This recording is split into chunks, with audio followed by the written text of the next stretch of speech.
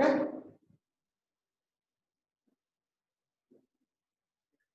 And meanwhile, please inform other students also to join the class, because anyway I put the message that we are going to take class tomorrow. But now that I have continued, you please ask them to join the class, whoever has left the class. Okay. Parallel, you can Sir, I have put a message in the class group, sir. They'll join. Okay, okay, that's great. That's great. Fine. Okay then. So we'll continue with the question. Now when we come to P2, since the first row is already gone, we are supposed to find the quantity with the remaining values. So 10 and 7, the difference becomes 3. 8 and 6, the difference becomes 2. 6 and 5, the difference becomes 1. And 8 and 4, the difference becomes 4. Now let's calculate the quantity P2. Now we are supposed to find P2 row-wise. I think the second and third row, absolutely there is no change because the same values are there. So we can just take the same values here. Here it is 1, and again the difference here is 6 and 7, the difference is 1. Now can you please tell me which is the highest penalty value here? In P2? 4. 4 is the highest penalty value, and the 4 happens to be D4. Therefore, I am supposed to select this particular column for allocation. Now, in this column D4, I am supposed to make the allocations to lowest value. So, what's the lowest value? The 4 is the lowest value. So, 4 and 7 when you compare, the minimum value is 4. I can allocate 4. So, this becomes 0, and this becomes B. So, anything which becomes 0 is further expected from allocation. Therefore, the D4 is gone. I don't have any allocations to that. Now, we come back to P3. So in P3, again the same set of values we have, there is absolutely no change in the penalty. The difference is 3 here, the difference is 2 here, and the difference is 1 here. Since D4 is already cancelled, we are not supposed to calculate the penalty anymore. Let's find the values of P3 row-wise. If you look at the O2, now only 3 elements are left. So which are the two lowest values here? 5 and 8 and 2. 3. Here it is 6, 6 and 7. So I should take the lowest value and the next higher value, which the difference becomes 1. Now if you look at all the values of P3, we have P3 here as well. 3 becomes the highest value. But there are 2 3s.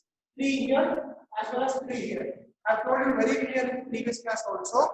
Whenever you are calculating the Ogle's approximation method, if the highest penalty happens to be a tie, then you can select anyone randomly. Either I can select the first column or I can select the second row. It is up to you. Either you can take O2 or you can take D1. And this is possible whenever the highest penalty happens to be a tie. Since there is a tie, I can select anyone randomly. So I am selecting O2 here. I am selecting this particular row. If I am selecting this particular row, I am supposed to make the allocation to the lowest value. Out of 10, 8 and 5, the lowest value is 5. As usual, 3 and 4 is there. I need to compare and take the lowest value. If I am allocating 3, this becomes 0 and this becomes 1. Since it is 0, now O2 is also further expanded. Now we'll come back to a very important step. I hope you all remember the Ogle's approximation method, penalties have to be calculated as long as there is minimum 2 rows and 2 columns available in the question. The moment the total question gets reduced less than 2 rows and columns, we can stop calculation of penalty. Can anybody please tell me, can I continue to calculate penalty now or should I stop?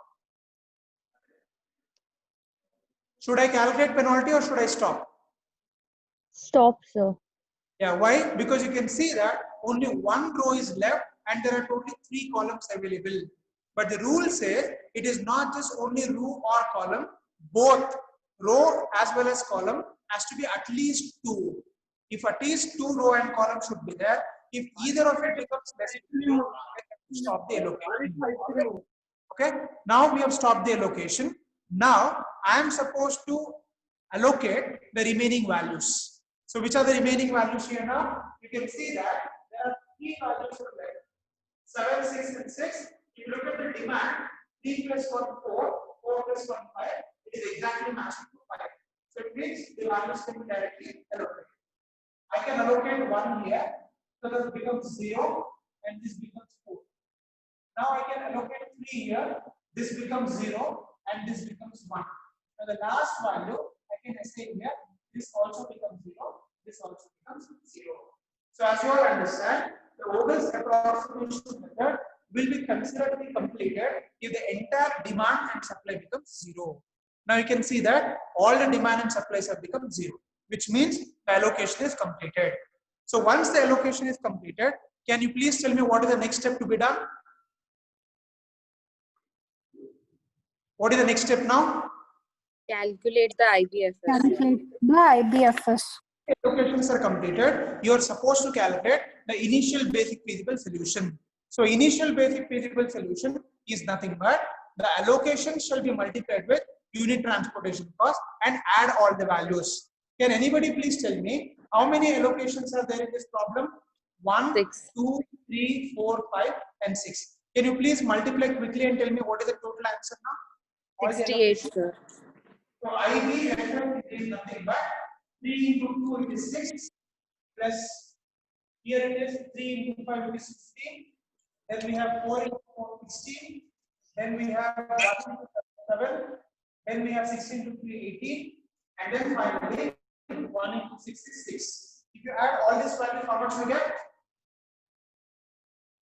What is the value we get if you add all these values?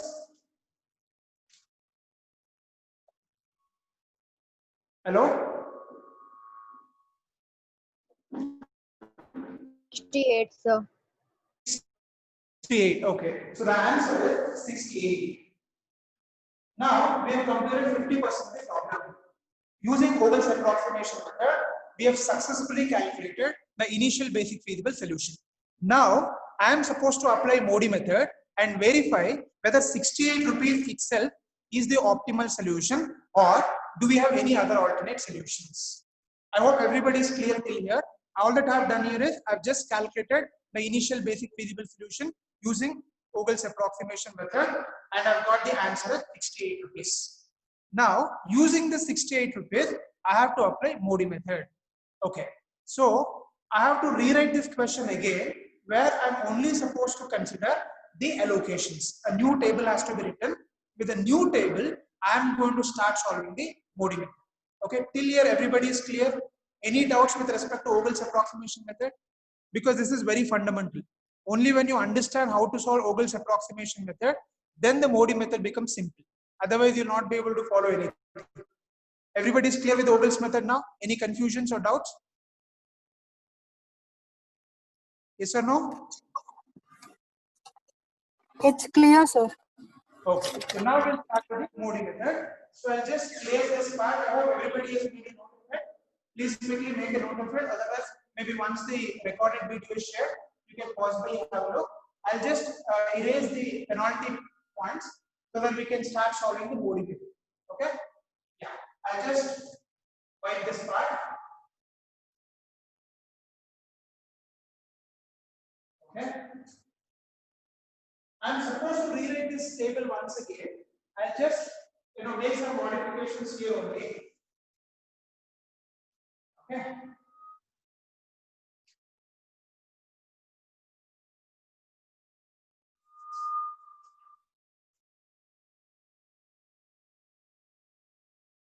I think this is good enough.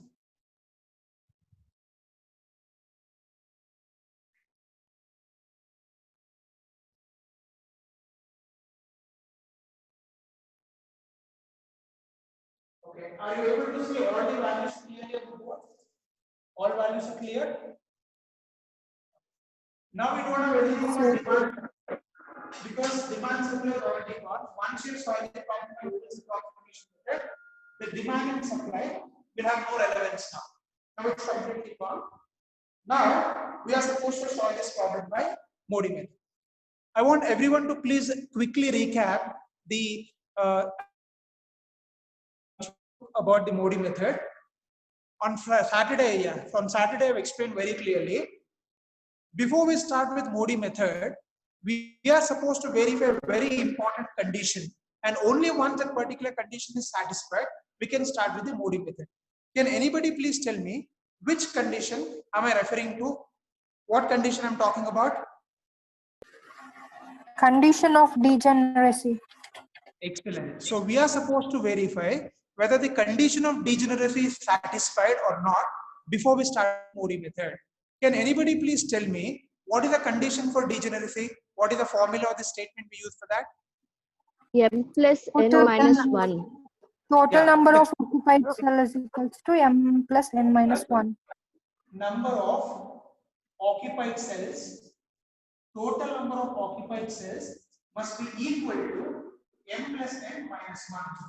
This is what we call it as condition of degeneracy. I think I very clearly explained the other day. When you look at the entire problem, in the entire problem, there are basically two types of cells. One is called as occupied cells and other one is called as unoccupied cells. Now, what do you mean by occupied cells? Any cell which has got an allocation, it's called an occupied cell, and any cell which doesn't have an allocation, it's called an unoccupied cell. So whenever we are supposed to verify the condition of degeneracy, I am only concerned about occupied cells. So can you please tell me how many occupied cells, whether this problem has? How many occupied cells are there in this question? 6, sir. 6. 6. So what are the 6 cells here? 1, 2, 3, 4, 5 and 6. So the total number of occupied cells in this question is 6. This must be equal to m plus n minus 1. Now what do you mean by m here? Number of rows. N stands for number of columns and minus 1. So whenever you are calculating m and n, please remember, I am only supposed to consider the actual unit transportation matrix. I should not consider a demand row and supply row. That is not considered. That is O1, O2, O3 are the 3 rows here. D1, D2, D3, D4 are the 4 columns. So the number of rows m is 3 in this question, and number of columns, that is n, is totally 4. If I substitute the value in this formula, it becomes 3 plus 4 minus 1. If you simplify this, 3 plus 4 is 7, 7 minus 1 is 6, therefore 6 is equal to 6, which clearly demonstrates that the condition of degeneracy is satisfied. It is exactly like before we start solving the Ogle's approximation method, how we verify whether it is balanced problem or unbalanced problem. On the similar lines, before we start with the Modi method, we are supposed to verify the condition of degeneracy. Now it is very clear from this question that the condition of degeneracy is satisfied. So only after successfully satisfying the condition of degeneracy, we can start solving the problem. I hope everybody is clear this step. Any doubts up to here? No, sir. Good. So once it is satisfied, now I am supposed to start with the Modi method calculation. If you remember on Saturday, I've made it very clear that each row as well as each column are represented by certain alphabets. In Modi method, every single row is represented by U and every single column is represented by V. And please remember, we are not supposed to interchange these values. Always row represented by U value and the columns are represented by V value.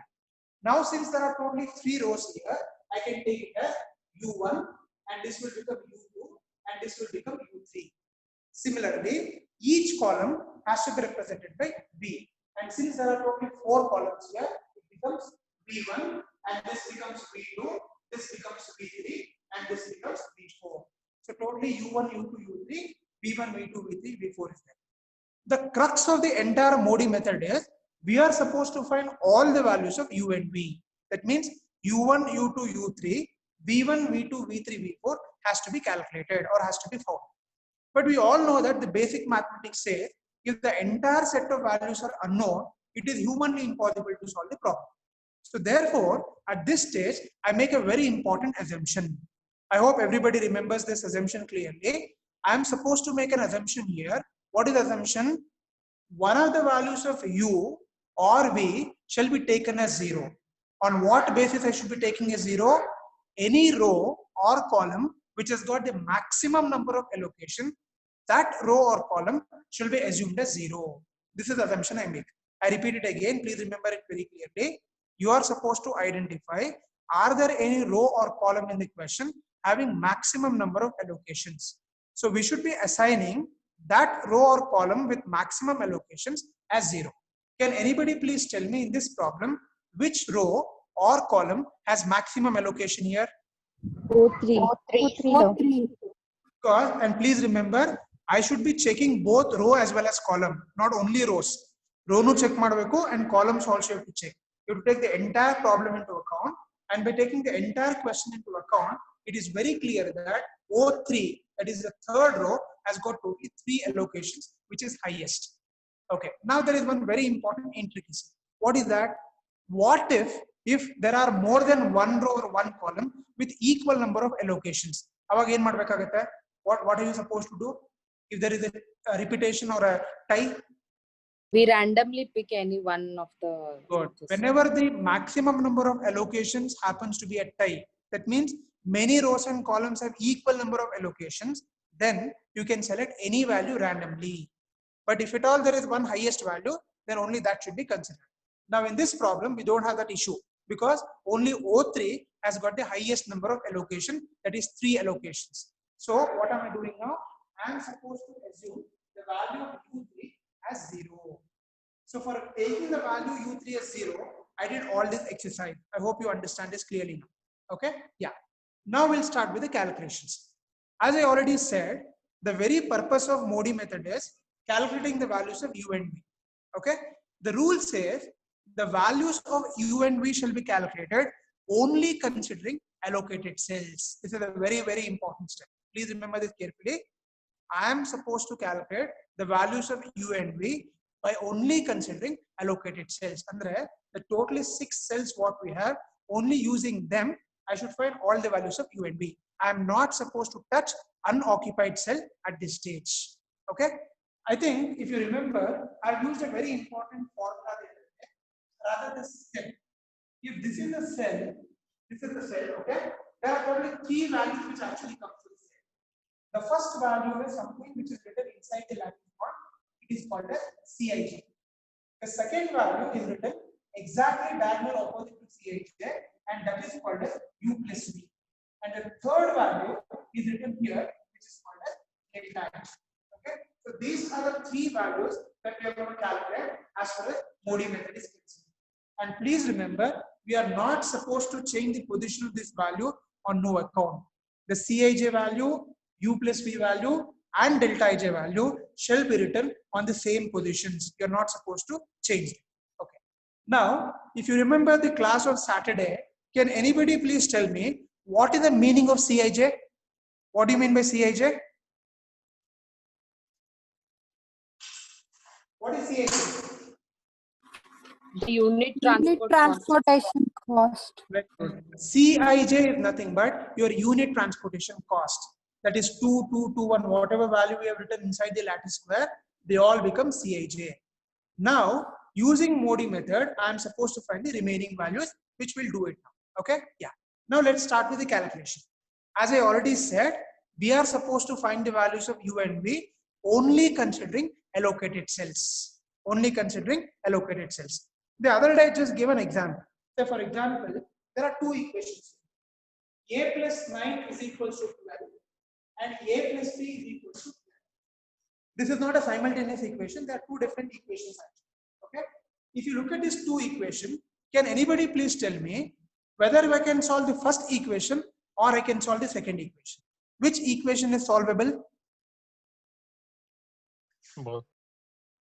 Obviously, equation number 1, because the equation number 1, there is only one unknown value, which is the one unknown value here, A.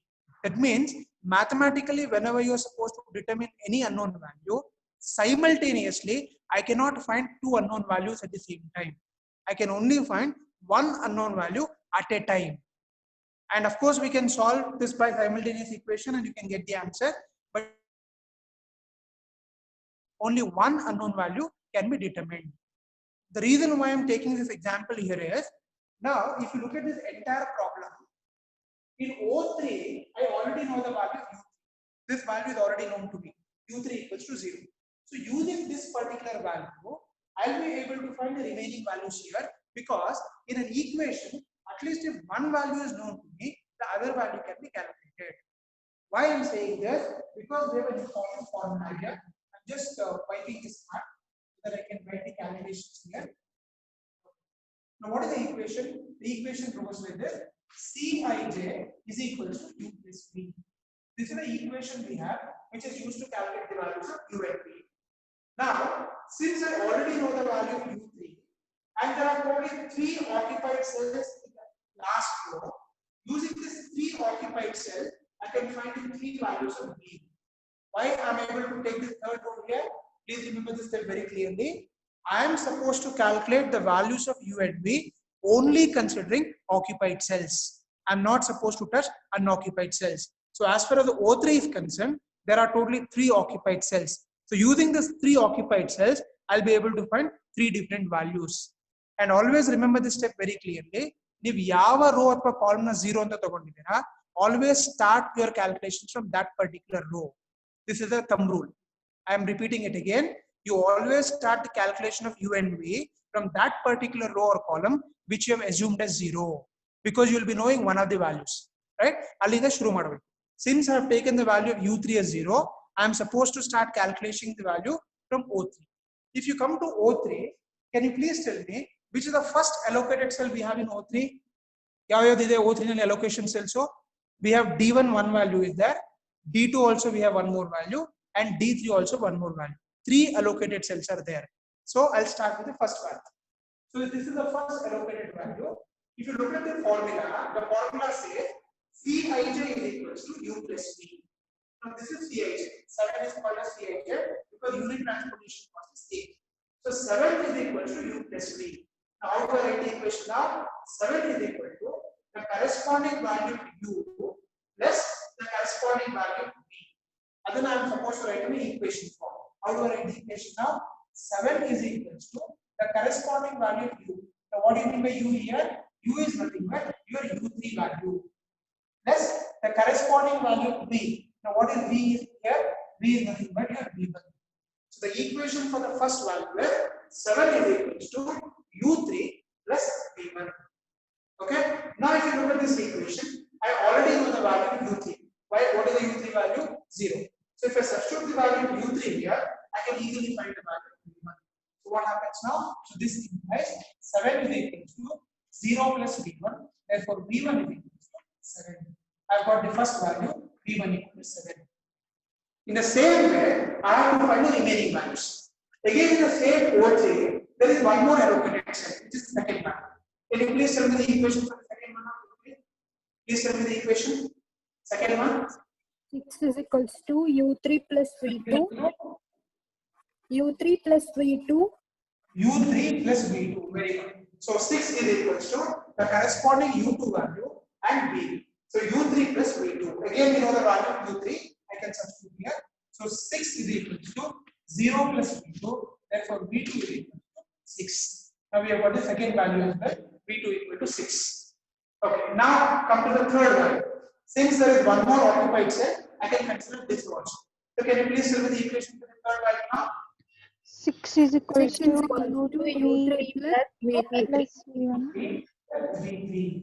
So u3 plus the corresponding value is v3. So the value becomes 6 is equal to 0 plus v3. Therefore v3 is equal to 6. Even v3 also becomes 6. Okay. Now we have got totally 4 values available. u3 is known to me, v1 is known, v2 is known, and v3 is known. Again, 3 more values have to be calculated. Which are the 3 remaining values? I don't know u1, I don't know u2, I don't know v4. Can anybody please tell me which is the next value to be taken for the remaining values? To find the remaining values. Can you please tell me? Look at the board and tell me which is the next value to be picked up to find the remaining value. D1 O1. D1, very good. Because you can see that if I'm selecting the D1 value, that is the first row value, already the V value is known to me because V1 equal to 7. So since I already know the V value, I can take it. Very good. This is the next value which I can select. So can you tell me the equation now? 2 is equal to V1 plus U1 plus V1. U1 plus V1. Now, if you look at this value, I already know the value of V1. Therefore, I can write that equation U1 is equal to 2 minus V1, or U1 is equal to 2 minus 7, which is nothing but minus 5. Here you need to be very careful with the signs, particularly when you are interchanging the value from LHS to RHS. Be very careful with the sign, because one small mistake in the sign, the entire problem will go wrong. This is purely arithmetic. There is no rocket science here, no formula, nothing. Pure arithmetic. So you have to be extremely careful when you're doing the minimum arithmetic operations like addition, multiplication, and all that. So the value u1 we have got. So this will become -5. Okay. Now can you please tell me the next value which can be taken for finding the remaining value? D3 and O2. D3. Very good. You can take O2 and D3, this particular value, because I already know the value of V3. Since V3 is already known, using this equation, I can find the value of U2. I hope you are all getting this point. Any doubts in this case here? This is purely a common sense. There is no need to actually start solving the problem in a particular order. Always start the problem from the row or column which you have taken as 0, and then you can use whichever combination you want. There is absolutely no hard and fast rule that the same order has to be followed. Okay? Yeah. Can you please tell me the equation for this value? 5 is equals to? Please tell me the equation. 5 is equals to? Hello? U2 plus V3. U3 plus V3. No, 2, 3. Please look at the board clearly. 5 is equals to, what is the equation? 5 U2 equals to U2 3. plus V3. Isn't it? The equation will be 5 is equals to U2 plus V3. This is U and this is V. U2 plus V3. So this implies, what is the value to be calculated? Already we know V3. So U2 has to be calculated. So U2 is equals to 5 minus V3, or U2 is equals to 5 minus 6, which is nothing but -1. So you have got the value of U2 equals to -1. -1 is the answer. Okay. Now can you please tell me what is the last value to be calculated? The last value, V4. Okay. So which equation or which particular row or column to be selected to find V4 value? Please look at the board and tell me which value can be taken. D4, sir. O2. Sorry? D4, O2. D4, O2. Yeah. So I'm writing the equation here. So 4 is equals to U2 plus V4. U2 plus V4. So we know the value of U2 already. Therefore, V4 is equal to 4 minus U2. That is 4 minus of -1. Since already minus is there, you please make sure that you are not making mistake in calculation. That is 4 minus of -1 is 4 plus 1. So thus becomes 5. The value of V4 is equals to 5. Okay.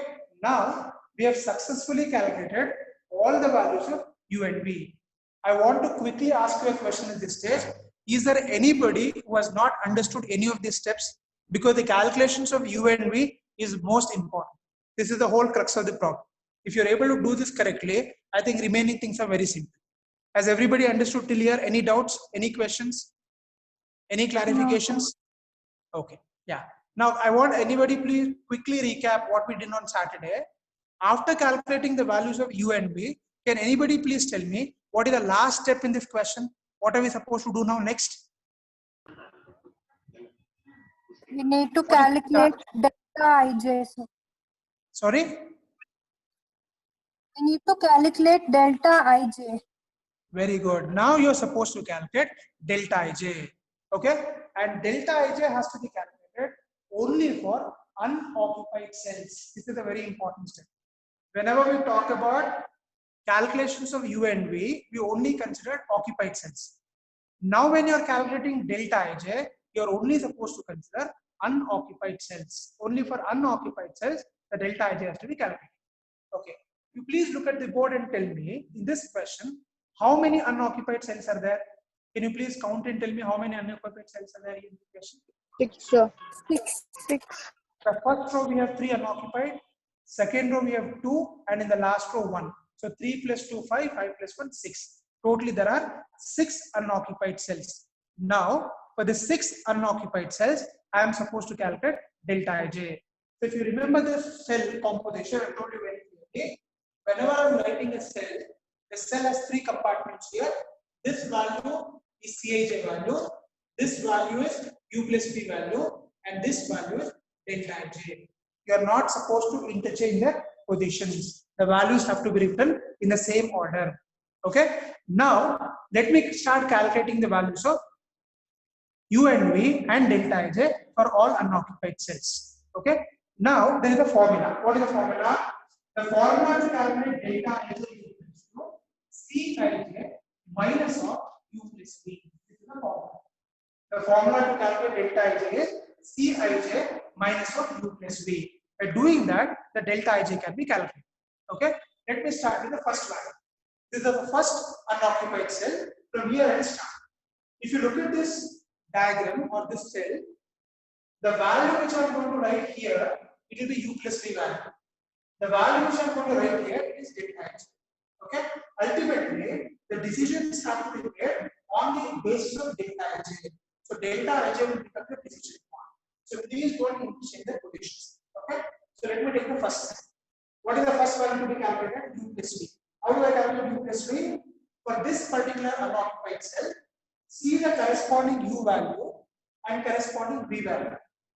Minus 5 plus 6. What is minus 5 plus 6? It becomes 1. Okay. The first value will be 1. So the u plus v will become 1. I hope everybody is getting the point here.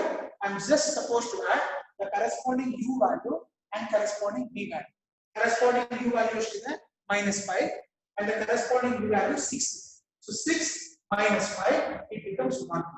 I'm adding here, since there is a minus, automatically it becomes subtraction. Okay, well, that's a number. Now I'm supposed to find delta ij. What is delta ij formula? Very simple. Cij minus of u plus v. And the e value in that, if I'm subtracting u plus v value, I will get delta ij. So this is Cij and this is u plus v. That is 2 minus 1. So 2 minus 1 is how much? 1. So the first answer of delta ij is 1. Okay. On the same way, I have to do for all the unoccupied cells. Let me go to the second one. This is the second unoccupied cell. Same position. Corresponding u value plus corresponding v value. Minus 5 plus 6. And then another 1 value. Okay. So what is delta ij now? 2 minus 1. Again it becomes 1. So positive, no problem. Now come to third value. So this is the third unoccupied cell. Minus 5 plus 5. What is minus 5 plus 5? It becomes 0. Okay. And now what is delta ij value? Cij minus u plus v. That is 1 minus 0. Tumba jana ಇಲ್ಲಿ mistake ಮಾಡ್ತೀರಾ. 1 minus 0 is not 0. 1 minus 0 is 1. Okay. So 1 minus 0 is 1. Now we have got all the delta ij value in the first row. ಇಲ್ಲಿ 1 ಇದೆ, ಇಲ್ಲಿ 1 ಇದೆ, ಇಲ್ಲಿ 1 ಇದೆ. Okay. Now we move on to the second. In the second or same position, this is the unoccupied cell. See the u value minus 1 and the v value is 7. So 7 minus 1, it becomes 6. So 10 minus 10, it becomes 4. Okay. Now we'll come to this value. Okay. Minus 1 plus 6. What is minus 1 plus 6? It becomes 5. 8 minus 5, it becomes 3. Now we've got all the values in second row as well. But the last value is this. This is the unoccupied cell. 5 plus 0. What is 5 plus 0? It becomes 5. 8 minus 5, it becomes 3. Now we have successfully calculated all the values of delta ij. Now everything is finished. Now we have come to the last stage of the problem, which is decision making. Now what is decision making? I am supposed to take a decision whether the 68 rupees what you have got as the initial basic feasible solution itself is the optimal solution or not. Can one of you please tell me, how do I take the decision? What is the basis for the decision? Can anybody please quickly recap it? What is the basis? How do I decide that final step? If all delta ij is positive, then the set is optimal. If Okay. all delta ij is negative, then the set is not optimal. Very good. So I'll just repeat whatever she said. Very good. It is all a very simple step. If all the values of delta ij happens to be greater than or equal to 0. When I use the word greater than or equal to 0, it means positive. If all the values of delta ij is positive or 0, even if it is 0, it's fine. That's why we say greater than or equal to 0. This is what I write. The final conclusion is based on a very simple mechanism here. It says, if is greater than or equal to 0, it implies it is optimal solution. Okay? If even if one value of delta ij, not necessary to be all, even if one value of delta ij happens to be less than 0, it is not less than or equal to. Please remember, if it is less than 0 andre ಏನು, if it is negative, then it is not optimal. It is not optimal solution. Okay, so you should verify in the problem whether all the delta ij value is positive or not. That's why I'm telling you time and again, you please don't interchange the positions while writing the value, because many a time people look at u and v value and get confused. You should only look at delta ij value. Can anybody please tell me all the delta ij values in this problem? Delta ij values matra heli nodana. Please tell me which are the delta values here. Only delta ij values, tell me. 1, 1, 1, 1, 3, 1, 4, 3. In the first row, in the first row, there are totally 3 ones. 1, 1, 1. All the 3 are 1. Very good. In the second row, tell me which is the 2 delta ij value. 4, 4, 3, 4 4 and 3. 4 and 3. Very good. And in the last row, 3. 3. so you can see that all the values of delta ij in this question obviously is positive. Everything is positive or greater than 0. So therefore, what is the conclusion now? What is the conclusion? It is the optimal solution. So what is the optimal solution now? Tumma jana il mistake ಮಾಡ್ತೀರಾ. You will simply write it is optimal solution, but you completely forget to write what is that it. ನೀವು it is optimal ಅಂತ ಬರೆಯಕ್ಕಾಗಲ್ಲ. You should write that rupees 60 is the optimal solution. That's important. Obviously understood, ಅದು ಏನು ತಪ್ಪಲ್ಲ. It is optimal ಅಂದ್ರೆ obviously it is understood, but still, because usually the tendency in practical papers ಹೇಗಿರುತ್ತೆ ಅಂದ್ರೆ, we usually look at the final answer and decide whether the question is correct or not. ಅದಕ್ಕೆ please make the job of the valuer easy. So final agi, you please write it as rupees 68 is the optimal solution, or optimal solution is equals to rupees 68. Okay, have you all understood this step very clearly now? Any doubts? No, sir. Okay, so this is a clear picture about the problems in case 1. I think I've repeatedly been telling you on Saturday as well. In optimal solution, we have 2 cases, case 1 and case 2. So this is a case 1 problem where we are just verifying whether the solution obtained in the Ogle's method is optimal or not. Suppose in this problem only, if any one of the values of delta ij becomes negative, then obviously it is not optimal. It doesn't mean that you can simply write it as it is not optimal and leave it there. No. Whenever you have come across a situation where if the solution is not optimal, then you are supposed to find the new solution. Are you understanding? Whenever you are getting a non-optimal solution, you are supposed to get a new optimal solution, which is coming under the category of case 2 problems. Okay, which I'll take up later. First, I want everyone to be perfect with case 1. So once you are perfect with the case 1 problem, then case 2 becomes very easy for you to follow. Okay, so before I proceed further, I want to quickly ask one last time for everyone. Have you all understood completely case 1 problem now, or you want some more problems to be solved? Please be very honest, because there is absolutely nothing to be hidden when it comes to learning. I am ready to teach as many times as possible, but I want you to be very sincere in your approach as well. Have you all understood case 1 perfectly now, everybody? Or you want one more question solved?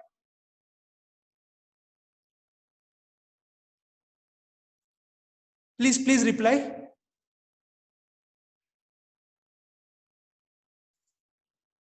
I want someone to please answer. Is it okay, or you want one more problem to be solved? Please feel free. There is Understood, sir. Okay. Okay, I'll do one thing now. What we can do is, instead of solving the entire question, that is right from Ogle's approximation method, in the examination there is a different way of asking question, which I'm going to do it now. What in the examination they'll do is, they will partially solve the problem. Now, what do you mean by partially solving the problem? I want everyone to quickly open your assignment question which I posted today in WhatsApp group. WhatsApp ali 3 questions post madidini nodi. They are the other way of asking questions. So what in the examinations they'll do is, they would solve the problem by Ogle's approximation method. Okay, they will solve the problem in Ogle's approximation method, and they will give you the allocations as well.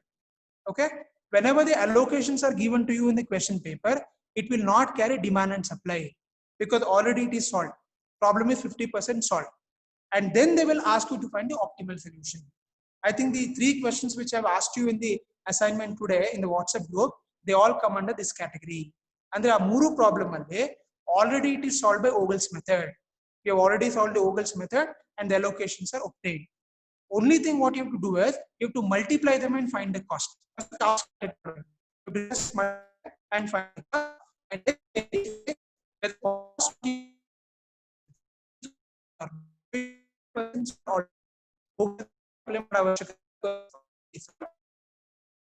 problem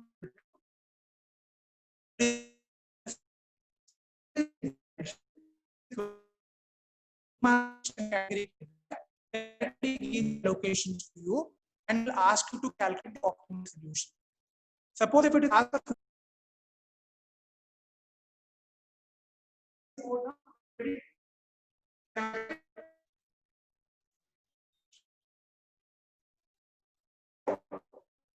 Yes, sir. no answer me because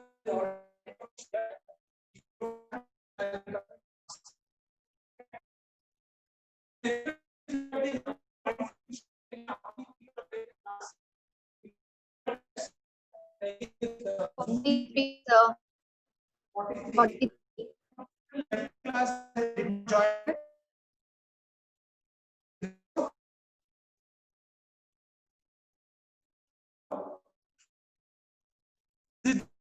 Join later.